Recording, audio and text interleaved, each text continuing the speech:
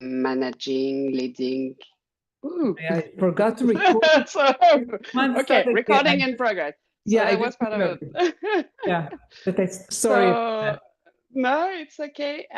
So yeah, so I've been leading team across more than 15 countries. I was working for Alibaba as a VP, and 3 years ago, I envision a radical different ecosystem where women don't have to become someone else to lead, but instead can lead powerfully from who they are.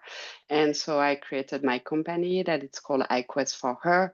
And I'm dedicated to help more than 10,000 women in tech to access leadership position, because I believe this industry needs more diversity in terms of gender and races. And I believe we all observe already some biases from the technology. So yeah, I want women to be the catalyst of change and supporting them to achieve these goals.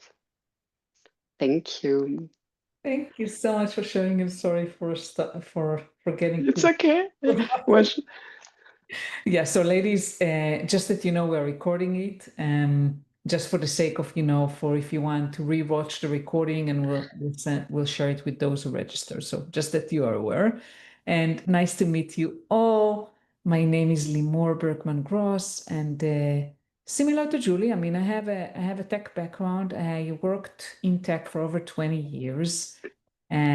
My journey was in software development, and I led also engineering organizations. And very similar to you, Madhura, I felt a strong passion, to support other women throughout my career. And probably many of you feel the same. As you grow in your career, you have more influence, and I try to use my influence when I was still working. But then eventually I decided that I want to pursue that as a full time. So I became a coach, and today I coach women in tech leadership. Many of them are in engineer or technical roles, just because that's the world I used to live in, and kind of bring.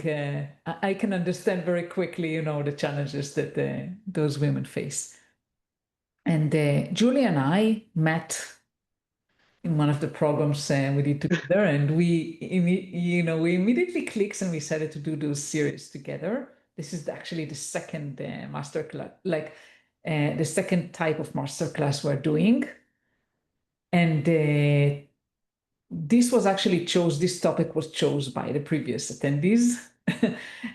Because, and also I think, Julie, I mean, this is very, very important, right? I mean, we do see a lot of women being stuck in middle management and are struggling to go to executive roles.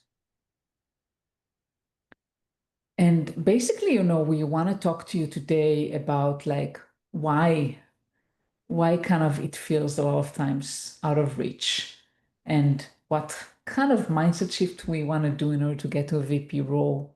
And we'll share a framework that we also shared with you on email. So let me know if you haven't received the email, but we shared everything over the email as well. Julie, anything to add?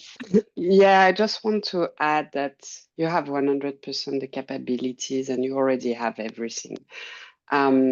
VP thinking isn't a personality trait. It's a set of habits. So it's really about understanding which kind of habits you need to stop, which kind of habits you need to start, and which one you need to continue.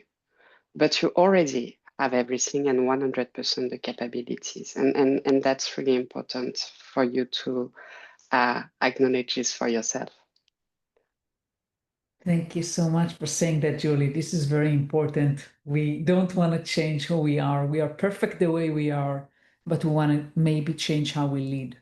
And then maybe we can step into like talking a little bit about the challenge. And this is a challenge I faced also personally, and I'm sure also Julie and others, right? I mean, why does it feel out of reach to get to a VP role, or to executive role? So I was, and I'm sharing all of that also from personal experience. It's not just talking on the slides. I was stuck in execution mode. And it took me several years to get from execution to strategy. So I think, you know, I don't know if Madhura, if you mentioned it or someone else, like you're doing everything, you're overachieving, like you're delivering, you know you can deliver. So I was stuck in that. And the feedback I got from my management is you need to be more strategic. Have you heard this feedback before? Yes, nodding. Madhura, you're nodding. Absolutely. Hi, Rashida. Mary. Hi, Mary. Welcome. Great to see you. And the problem was that no one told me how to be strategic. And this was very frustrating to me. Like, okay, what does it actually mean? And I kept thinking like that I need to work harder, do more things. But that's actually not the answer, because we working harder and trying to do more will actually lead to burnout instead of visibility and growth. So we don't want to do that. We don't want to overload ourselves with more work. We want to kind of move into a different way of thinking and a different way of executing. And Julie, why don't you talk about the shift that we need to do? Yeah. Okay. So the shift and what changed when you think like a VP. So basically, what is happening and the biggest struggle, and when we say being more strategic, is moving from being a doer to being a decision maker. And to be a decision maker, meaning to have impactful decision for the organization, meaning to lead impactful projects for the organization, meaning to be able also to allocate your time to focus on this strategical project. Something and we are in the tech industry. It's an industry you are firefighting all the time, and usually when someone is asking you for something, and you say, okay, when do you need it? The answer is yesterday. So it's really hard to prioritize, and you just feel like everything is always at the same level, and so at the end, because you focus so much on the execution, you don't have the time to step back. And you don't have the time to step back first to reflect on yourself, first to reflect on strategical project that will help you to get the right visibility and the right impact for the organization, and that will help you to elevate yourself and to move to the next position. So that's really the shift that is important. Moving from doer to decision maker, being able to have time allocation for strategical thinking, strategical project, creativity. Um, my client, always say, "Oh, if I had time, I would be more creative." You need to have this time. You need to block this time. This is your CEO time. It's important because that's what's gonna make you move the needle. And we will see later how to do that. And last but not least, it's embracing the executive presence. So being able to influence at all levels. Usually we are really good to influence at the same level. To influence our team, we are recognized and praised for our execution. But when it's about managing upward, when it's about managing a cross functionality, we are lacking the visibility, or maybe we are lacking the confidence.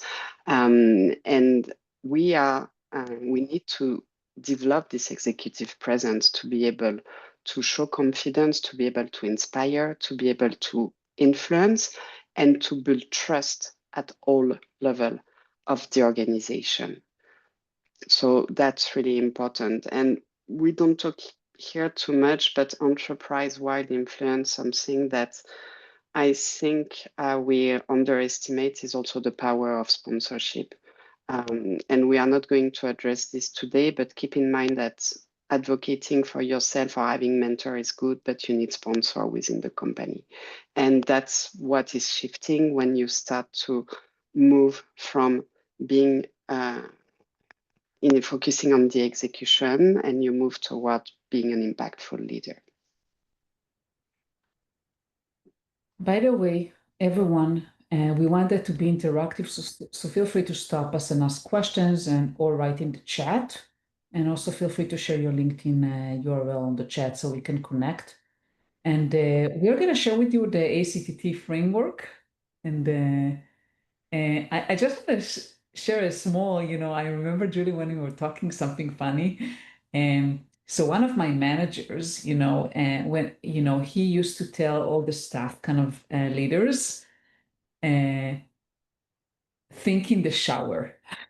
That's kind of how we called like the moment of like creativity, because we cannot force creativity, right? I mean, it's very difficult to be creative when you're so bogged down with day to day. So that's just an anecdote. Like if you want to be creative or strategic or to think, you need to have the space for that. So, Julie, do you want to take us towards the framework? Yes, sure. For some reason, I don't see this. Oops. You don't see the slide? No, it's I moved something to go to my LinkedIn. It's okay. I can go to my slide. Okay, so yeah, so the framework, and we will go into detail, but the ACTT framework, so anchor in strategy, communicate as a catalyst, trust your decision making, and trust and delegate to scale. So again, the objective here is to understand which habits you have to stop, start, and continue. So if we go to the anchor in strategy, first, you are not alone. You are not alone to be trapped in this tactical tunnel vision, and I think it's one of the biggest challenge for women is how I lead from owning my worth instead of proving it. And that's really important. When you are focusing on the execution and when you are lost in detail and when you communicate about all the details, you're trying to prove your value. So here it's really about shifting and owning your value. So don't be lost in details and focus on what is the big picture. What is your company big priorities? What are the objectives? What are they trying to achieve? The second shift is connect to the company vision. So you need to understand, and the best advice, and I believe you're already doing it, but understand what your manager, what is your manager KPI, like what is reporting on to his own manager, and make sure that you are contributing to his own KPI and that you make it clear how you are impacting and contributing to this KPI.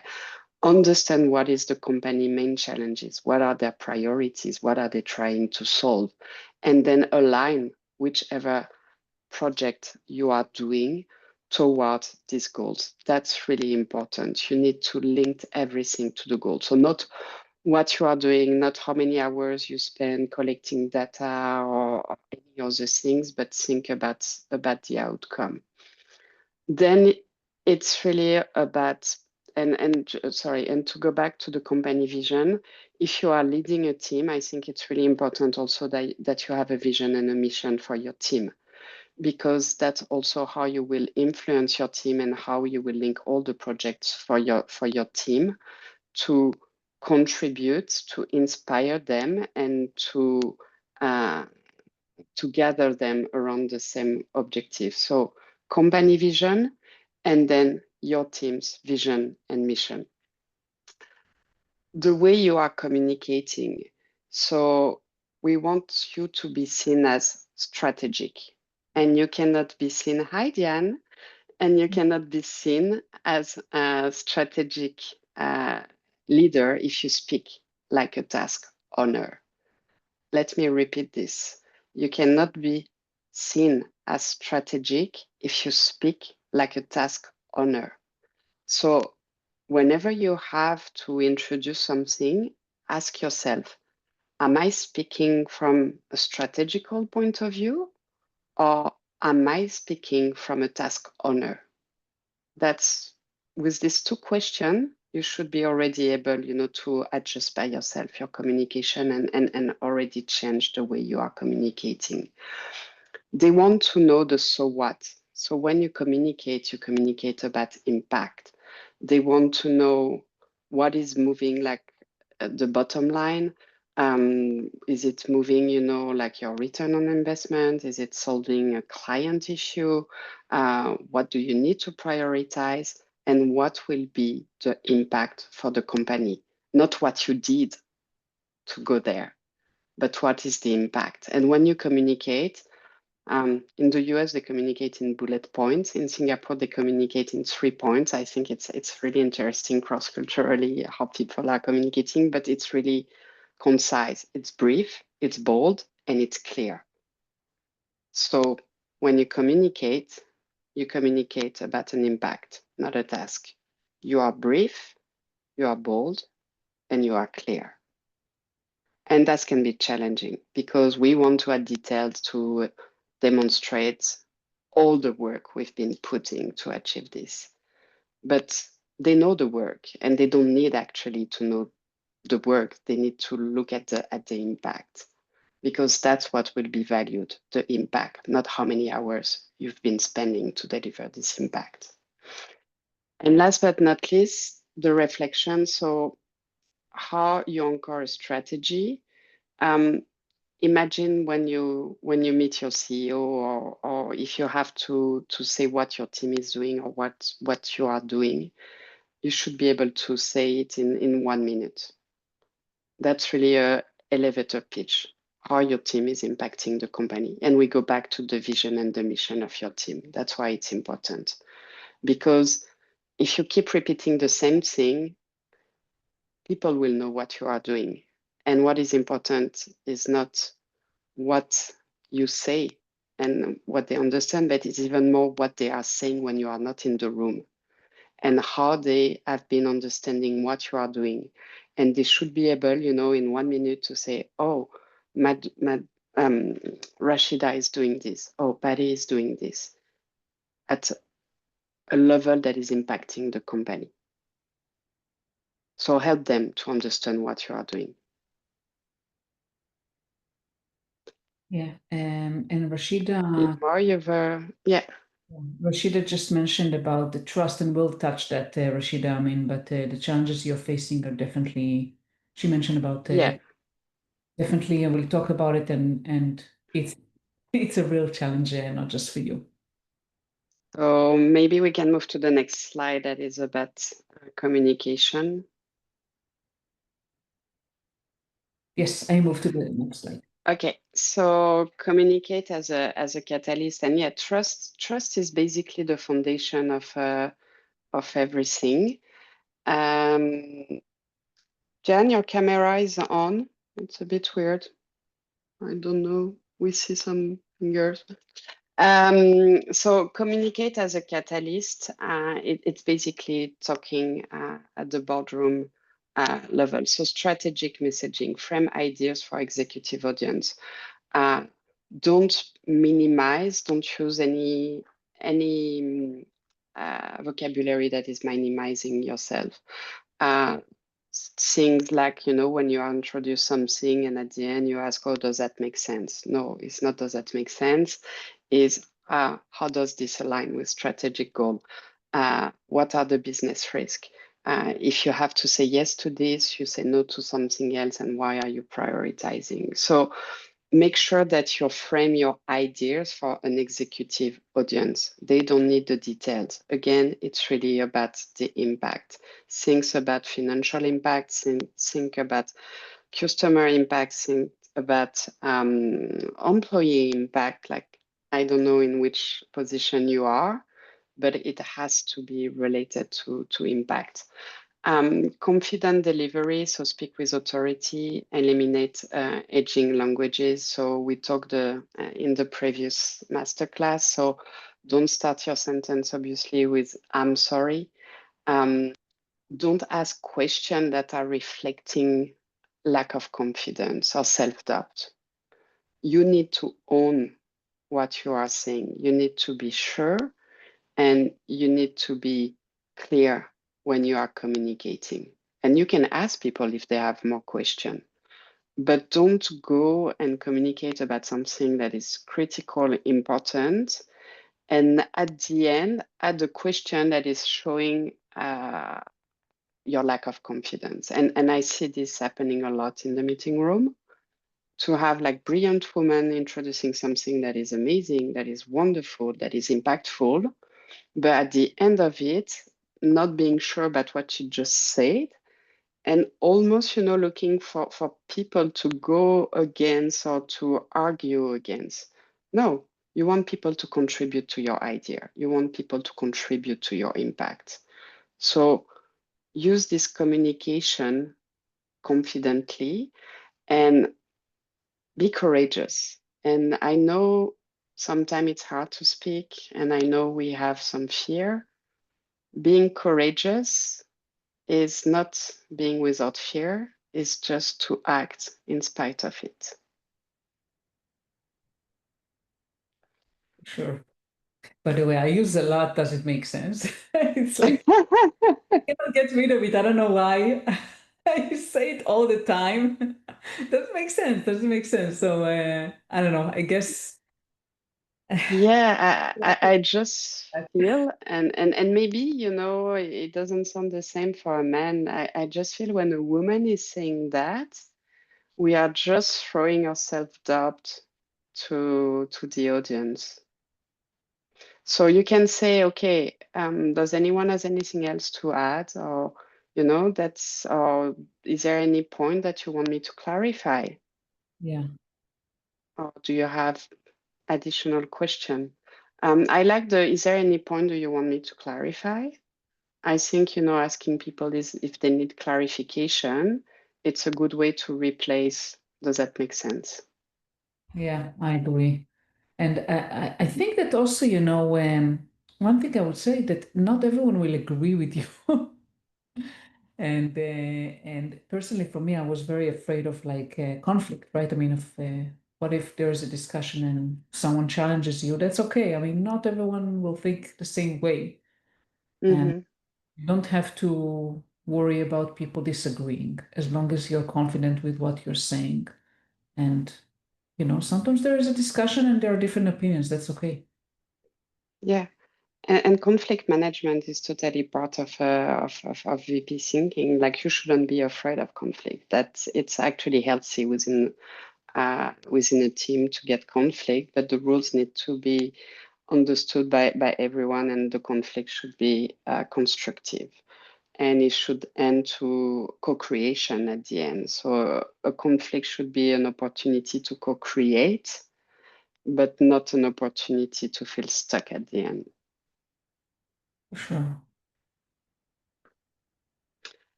Okay. You want to add something more, Limor? No, I think it was very clear. I will move to the next two items on the framework, and I would really want us to have a discussion because I think it will be very. Oh, and two keywords also that are magic in communicating. I remember that my management, they love this, the opportunity cost. Just use opportunity cost everywhere you can. Definitely. So here, so we have the two T's. One is trust yourself, and then the other one is build trust and delegate. And I think one of the challenges for women is that many of us are perfectionists and trying to get everything 100% right before making a decision or before committing to anything. And no one is perfect. No one is free from mistakes. And I think one of the things that leaders, VPs, executives really need to do is make decisions and not wait. Because if you wait, you basically, in a way, make a decision. So, and this was also one of my challenges to kind of be hesitant to decide something because I'm afraid of being wrong. And true leaders use kind of the 80-20 rule, and you're not waiting for everything to be perfect, but you're kind of, making a decision that you feel confident it is mostly right.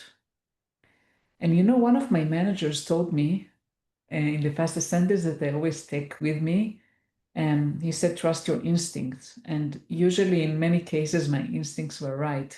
And a lot of times, like we're trying to make a decision, and it's really difficult because there are a lot of factors and you don't know everything. There is also a lot of uncertainty, and you cannot just. I am a very logical person, so I always try to kind of put pros, cons, what can happen. And sometimes that can lead to analysis paralysis.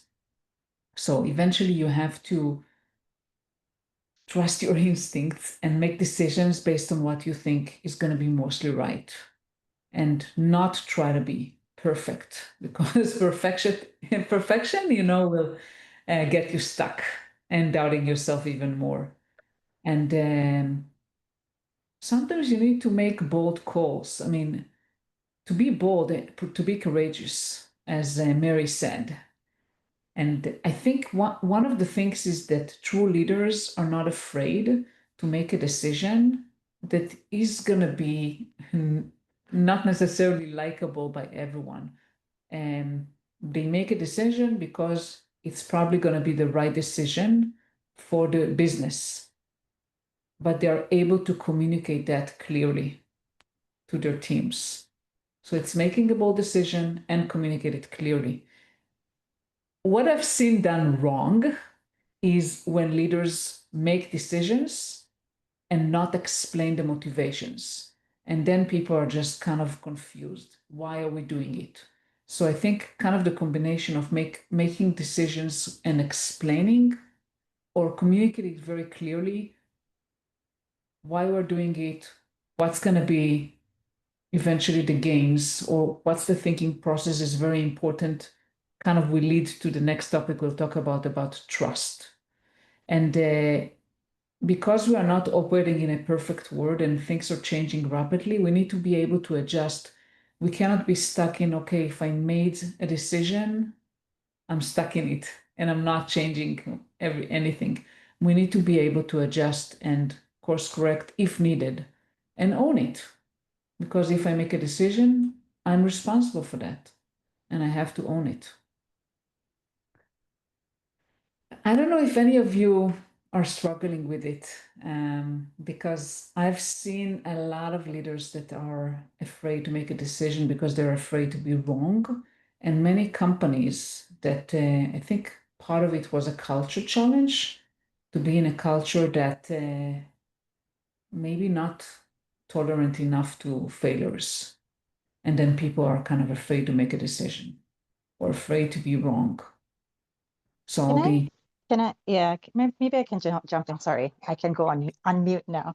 I think the challenge sometimes is as like women in corporate environments, especially which organizations which tend to be more male dominated. I think and again I'm just sharing my personal perspective is that sometimes we feel that if we were to make mistakes, it's more amplified versus a male counterpart.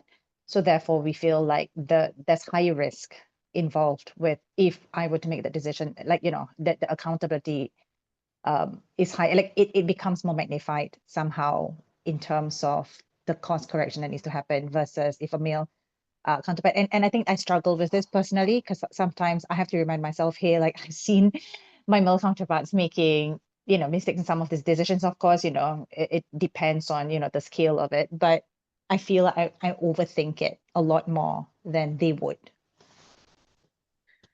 Yeah, and I think Rashida, thank you so much for sharing. And I think it goes back to what Julie mentioned earlier about sponsorship and also allyship. It's really important because I think it's a given that all of us make mistakes, and I've made mistakes. I'm sure all of you. I mean, we are not perfect. No one is perfect. And what you're kind of alluding to that, oh, if I make a mistake as a woman, well, maybe that will not be treated as a man make a mistake. Then if it's real, then you need to have some allies and people who will support you. Any other thoughts or questions? No, just a thought or a reflection maybe to help as well with the decision making. I think it's also, I speak from my own experience, where I was several times in charge of change management. And we take decision as a consultant or an employee in charge of change management. But it's also part of I think just like any leaders and VP, that's why it's your job to make people understand that create a culture where decisions can be challenged and they are not valid all the time. Because you make a decision that's good for the company at the T time, but in T+1, some structural or non-structural changes might have occurred that invalidates partly or totally the decision you made.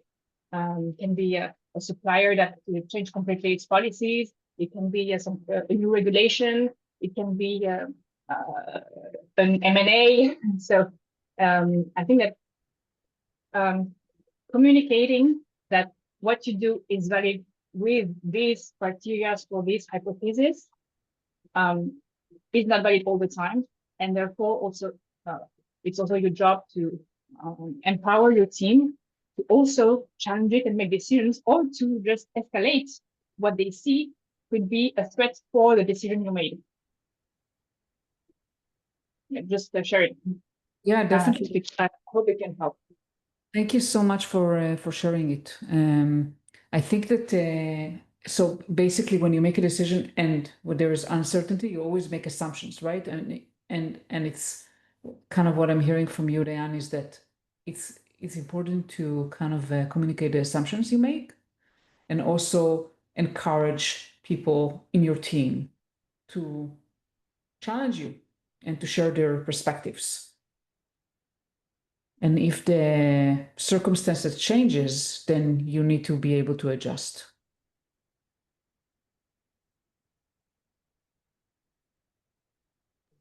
Yes, exactly. Thanks. Julie, yes.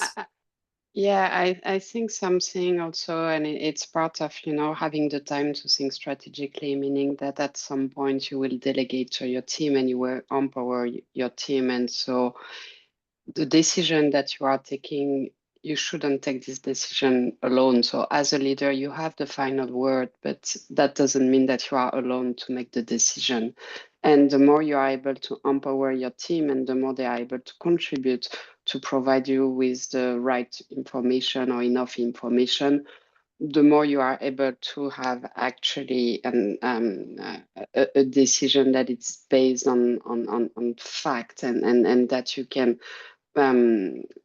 demonstrate why you took this decision. And then the difference when we talk about men and women, and what I've seen and observed, is that we all do mistake, and like nobody is perfect, and in the way that it's part of the work, to make some decision that maybe won't be as successful as expected. But if you have all the elements to demonstrate the reason why you took this decision, what was the logic behind, and how many people were supporting this decision, it's also part of the company's life, and it's then about the agility and adaptability, to pivot and to shift. And especially in tech, we say, okay, the most important is to fail fast.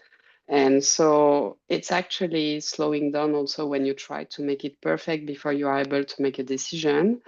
And the solution is also, being able to make fast decision with all the assumption and what you have available. And if you need more hypotheses, to raise that you are missing some part, but to be clear about the picture and the ecosystem in which you are making this decision, and to have in place traceable and trackable element that you would be able to say, okay, my decision was the right one, and so we have the element to measure the performance, or this is not the right one, and to be able to adjust, assess, and pivot. Because you never know, you cannot control the future. Future is unknown. And like COVID, we didn't know it was coming. Like so many things. So, and what I see the difference with men and women is that the men, no matter even if it seems that it was a wrong decision, they will still be really strong in the way they have been taking this decision. And they will just pivot and move to, okay, what's next? And how do we shuffle and how do we pivot and how do we move forward? While women will feel the failure, will be stuck in the failure, will reflect, will think about, oh, I should have done this, I should have done that. And this is way more impactful actually to be in your overthinking about what you should have done instead of like, okay, that maybe wasn't the right decision and just move forward and okay, what's next? Yeah. And Mary mentioned something. I don't know, Mary, if you want to unmute and share. Yes, I just wanted to just say that I think sometimes it's not a fear of being wrong exactly.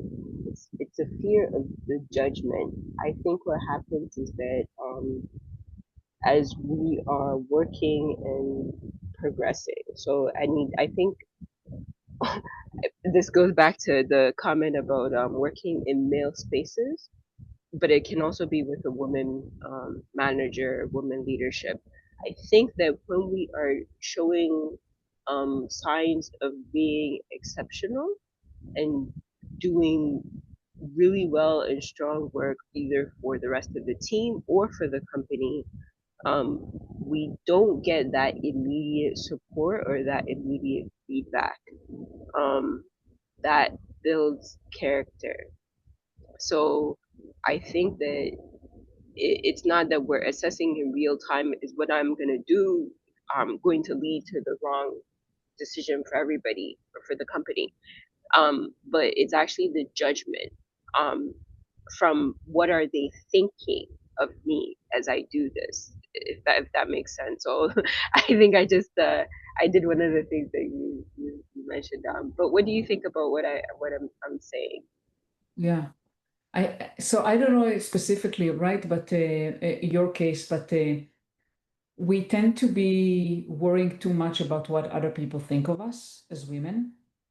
And one of the lessons I learned when I started leading people is that I don't need to worry, and I don't know if this is the case, Mary, I'm just sharing my own and we can talk separately, but I was worried too much about what people are going to think about me. And are they going to like me? Are they going to agree with what I decided?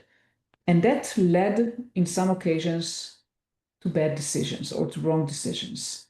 Eventually, when you are a leader, and the more you grow to higher roles, there are going to be some people that maybe are going to judge your decisions. Maybe they're not going to like everything that you do or say. You cannot expect everyone to like you, everyone to agree with everything. Eventually, you have to trust yourself and the decisions you make and feel at ease, even if there are some people that don't agree with you. Julie, you wanted to say something?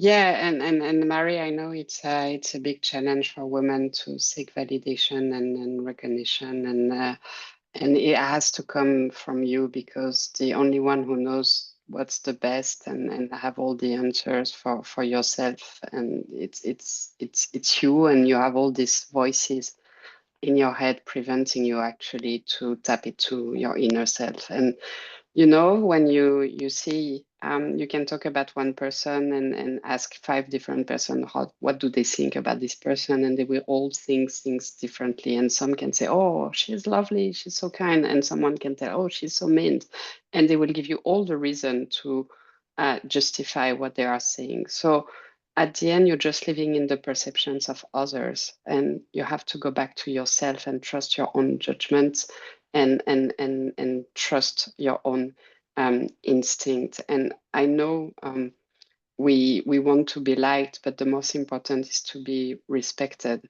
And I've seen this in my career. I wasn't playing to be liked, and I know some people, they didn't like who I was or the way, like, but at least I was respected. I was respected because professionally and the work I was delivering and the impact I was making was recognized and tangible. They didn't need to like me and I didn't need them to like me. We were not here to be friends, but they were respecting my work and I was respecting their work. I think this is a very important sentence, Julie, that I want everyone here to take. don't work to be liked, work to be respected. I mean, especially when you grow in leadership. And because we have only 10 minutes, I want to kind of make sure that I cover the last one. The trust, meaning gaining trust of others and delegate. So building trust, to be honest, is a skill. And also it varies between people. There is no like one size fits all. And I can share that with some people, it was easy for me to build trust, was relatively quick. Some people, it took time. And usually, kind of rule of thumb, usually it's harder to build trust with people that are very different than you and have different values.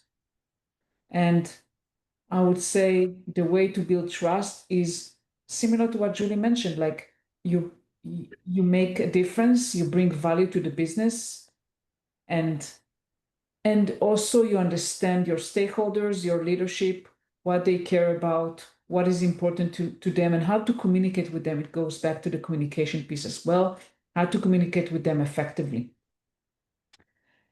And the delegation piece is also critical because obviously, as I mentioned before, if we take more responsibilities on ourselves, eventually we will burn out.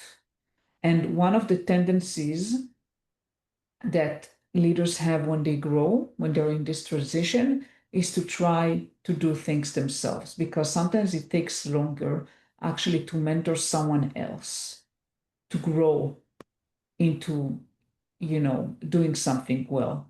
And we tend to do things ourselves. Oh, I will just solve the problem instead of mentoring others. So and it happens in different levels, right? I mean, so we have to be careful about trying to do everything ourselves versus helping others grow and mentoring them and supporting them. And yes, they will maybe not do everything as we think it should be done, but eventually everyone is different. We have to accept that as well. When you delegate, it means that someone else will do the work not exactly as you would do it. Assuming they're not making terrible mistakes, you also have to accept the differences, because we cannot expect people to be clones of ourselves. I think this is one of the, lessons I learned also as like managers, that managers wanted me to be their clones. And everyone is different and brings different values. And I think it's a good thing. And making sure that when you empower others, you don't just throw something at someone else and let them just deal with it. You mentor, as I mentioned, you give them feedback, but actually constructive feedback and helpful feedback, not like you're doing great or you need to be more strategic. As help them grow, give them feedback that will help them actually realize, what they need to do better.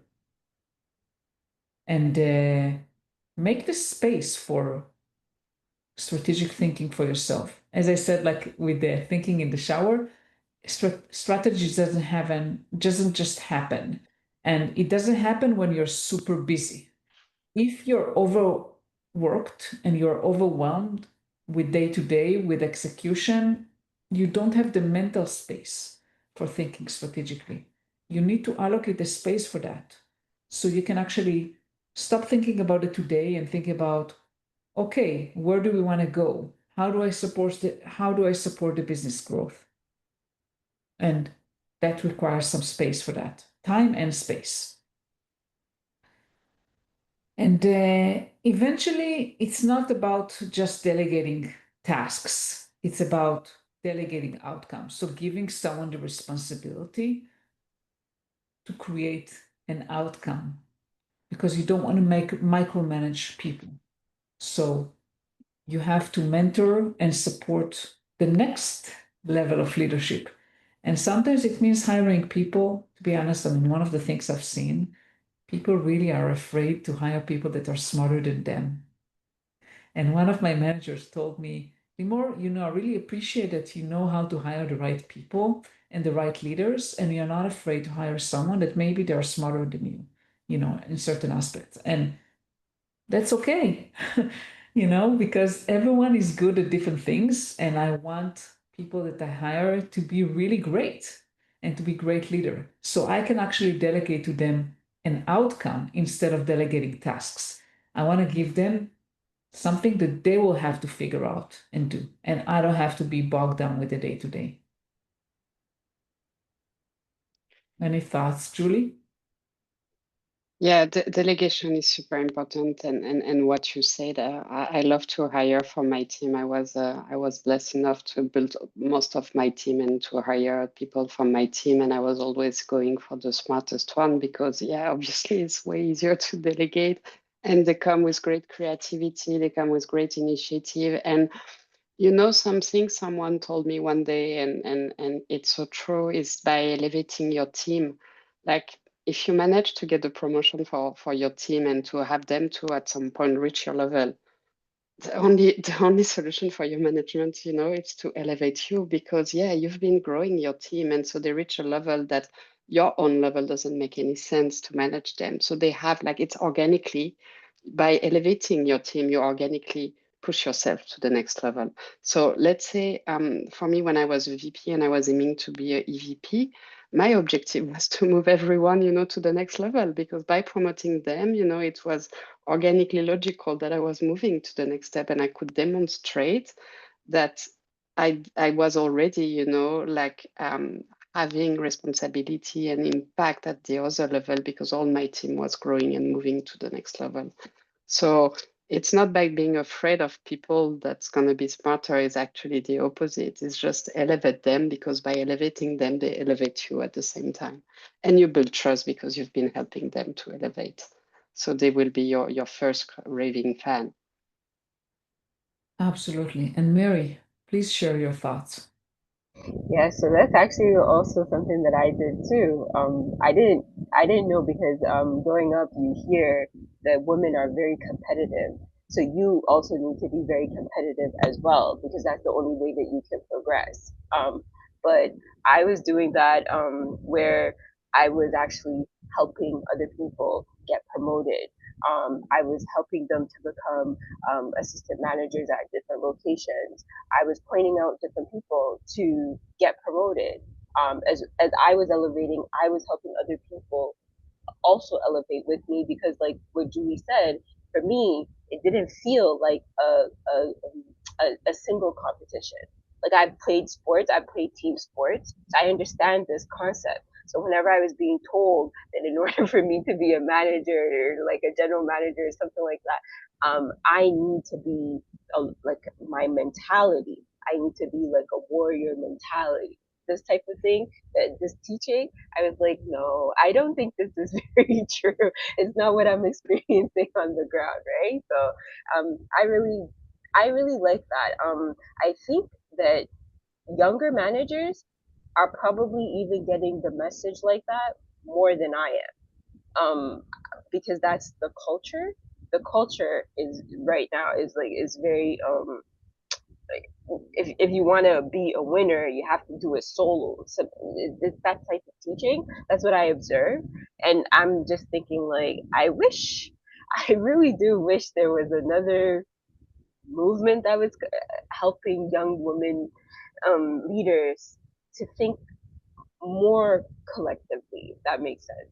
It being I don't know what it is, being kind and looking for other people as well as yourself, it does not mean that you will not come out on the lower on the ladder. You too will be a winner. If that kind of collective message was going out, I feel like that is not actually what we're being taught. And unfortunately, as I have been evaluating these MBA programs, these executive MBA programs also for women, I noticed that this is also what some of the schools are also teaching as well in their programs for women. I think this is the wrong message, but as you know, I'm not like an older, experienced person. I'm a younger manager. I don't know how to kind of push back against that. Yeah, I completely agree with you. I think that personally, I believe that actually a true leader is judged by how he brings his team, how he or she helps the people in their organization grow and thrive. And as Julie mentioned, right, when you bring everyone up, then it means that you go up as well. So I personally don't believe in the mentality of the warrior. We're not at war, we're not in combat.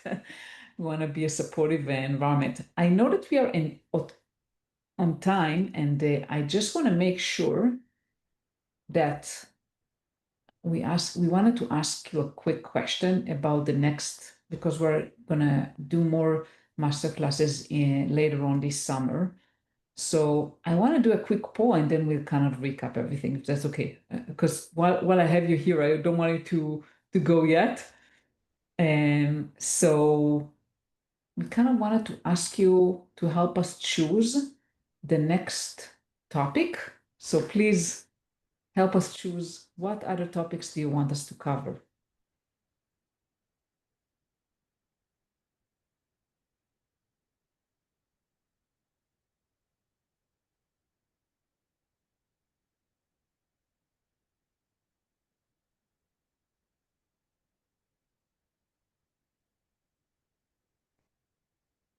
Leda, thank you so much for staying with us, and we'll send everything over to you via email. Thank you. Boarding time. What did you say, Julie? I said boarding time. Ah. Thank you, Leda, for joining while you were like navigating the airport. Yeah. Okay, so I'll end the poll and I'll share the results. Do you see the results? Yeah. All right. Perfect. So not surprised about the results. Yeah, so confidence and then influence. Okay, so we have, I guess, the next two topics. Okay, so I took a screenshot of that, and let's go back and kind of, thank you so much for staying a few more minutes for those of you who can. And question for you, if you're willing to share, where do you feel like you need to think more like a VP this week? Because we want that to be as actionable as possible. What is your takeaway? I'm curious. Because we don't have a lot of time. So if there is one thing you are taking away, like one habit you want to start, which one? Okay, one action item. I like action. Let's integrate the.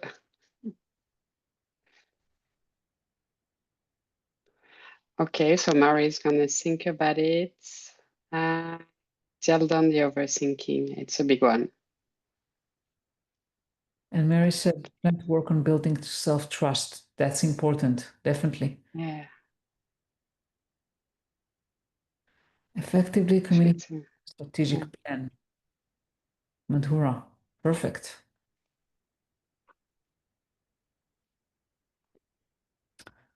And Rashida, leaders, people too. No one is perfect, for sure. Only on my strength and strategic vision. Perfect. So we are going to send you an email with everything, with the recording. We'll send you again. It's me. Yeah. Sorry? Go ahead. Sorry. The recording, the workbook. We're going to do another one just like this next week, later in the day, for those who are who cannot join, in afternoon time or evening, Europe and Asia, more towards like evening Europe and morning US. And also we have 2 topics for the next one. Thank you, ladies, for joining. Thank you so much. Let me stop here. We might send also a survey because the idea is to understand also for us how we can improve, what is missing, what we can do better. If you have any good creative ideas for us, it will be lovely if you can contribute to this, and we will love your feedback also. Thank you.